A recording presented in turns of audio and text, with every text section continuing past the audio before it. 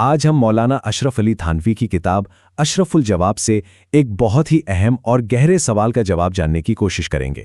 یہ ایک ایسا سوال ہے جو اکثر لوگوں کے ذہن میں آتا ہے، خاص طور پر اس وقت جب وہ قرآن سے اپنا تعلق بنانے کی کوشش کر رہے ہوتے ہیں۔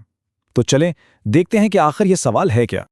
اور وہ سوال یہ ہے، بھئی قرآن کو سمجھے بغیر صرف اس کے الفاظ پڑھنے کا آخر فائدہ کیا ہے؟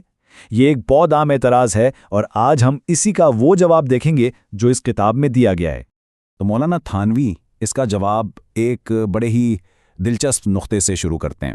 وہ کہتے ہیں کہ دنیا کے کاروبار میں تو ہم اس امید پر محنت کرتے رہتے ہیں کہ نفع بھلے ہی دیر سے ملے گا ضرور، تو پھر دین کے معاملے میں ہمارا رویہ اتنا مختلف کیوں ہو جاتا ہے کہ اگر فوری نتیجہ نظر نہ آئے تو ہم عمل کو ہی بیکار سمجھنے لگتے ہیں؟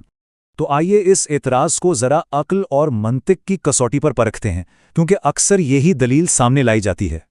دیکھیں، نکتہ بہت سیدھا سادہ ہے۔ معنی تک پہنچنے کے لیے الفاظ کا ہونا تو ضروری ہے نا۔ اگر کوئی یہ مانتا ہے کہ معنی اہم ہے تو یہ بات تو خود بخود ثابت ہو جاتی ہے کہ جن الفاظ میں وہ معنی چھپے ہیں وہ الفاظ بھی تو بنیادی حیثیت رکھتے ہیں۔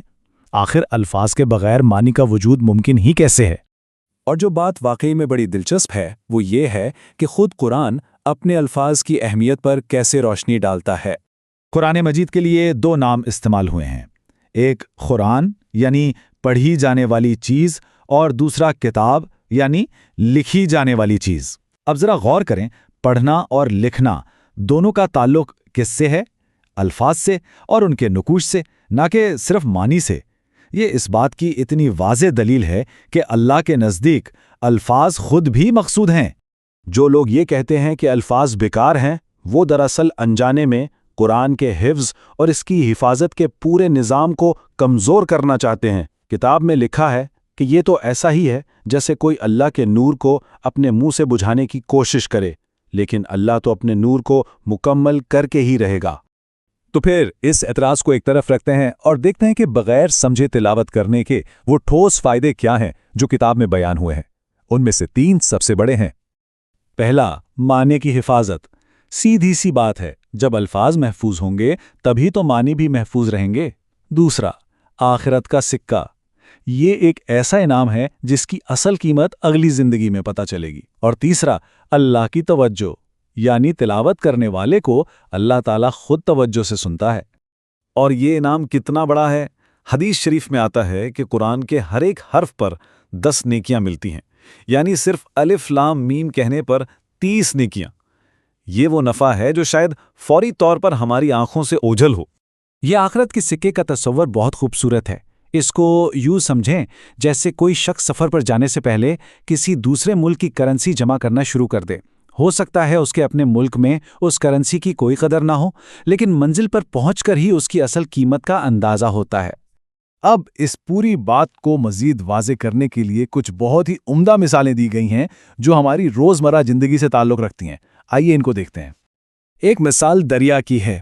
جو شخص دریا کی سطح پر سیر کرتا ہے اور اس کی خوبصورتی سے لطف اندوز ہوتا ہے، اس کا تجربہ اس غوطہ خور سے بالکل مختلف ہے جو گہرائی میں اتر کر موتی نکالتا ہے۔ لیکن کیا اس کا مطلب یہ ہے کہ سطح کی سیر بیکار ہے؟ ہرگز نہیں، دونوں کے اپنے اپنے فائدے ہیں۔ تلاوت سطح کی سیر ہے اور معنی سمجھنا گہرائی میں غوطہ لگانا ہے۔ ایک اور نکتہ یہ ہے کہ ہم دنیا میں بھی ظاہر اور باطن یعنی صورت اور سیرت دونوں کو اہمیت دیتے ہیں۔